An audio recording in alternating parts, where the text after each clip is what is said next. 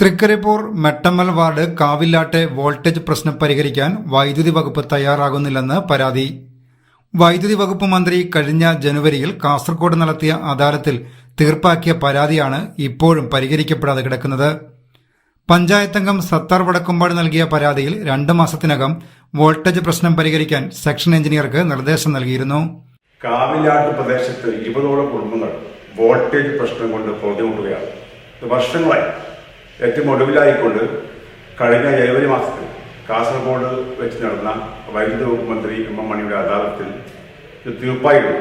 2 മാസത്തിനകം ഈ വോൾട്ടേജ് പ്രശ്നം പരിഹരിക്കണമെന്ന് നിർദ്ദേശം തൃക്കരിപ്പൂർ KSEB സെക്ഷൻ ഓഫീസിൽ കൊടുത്തിട്ടുണ്ട്.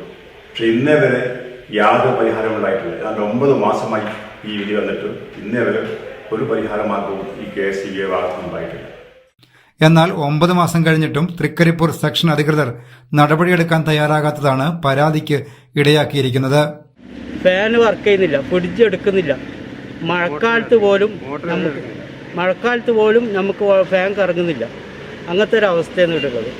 അപ്പോൾ ഇത് മന്ത്രിയായിട്ട് ഇടപെട്ടിട്ട് ഇത് 3 പീസ് ലൈൻ വലിക്കാനും വേണ്ടിയിട്ട് പാസ്സാക്കിയെടുത്തത്. പക്ഷേ KSEBിൻ്റെ അനാസ്ഥ കൊണ്ട് ഇതുവരെ അവർ പറയുമ്പോൾ ഓരോ ദിവസം ഓരോ ഡേറ്റാണ് പറയുന്നത്. കഴിഞ്ഞ ജനുവരിയിൽ വലിക്കേണ്ട ലൈനാണ് എന്ന് പറഞ്ഞാൽ നമുക്ക് വീട്ടിലെല്ലാം മോട്ടർ വരെ വർക്ക് ചെയ്യുന്നില്ല. അതുപോലെ അമ്മി അങ്ങനെ കുട്ടികൾക്ക് രാത്രി പഠിക്കാനും വോൾട്ടേജ് തീരെ ഇല്ല.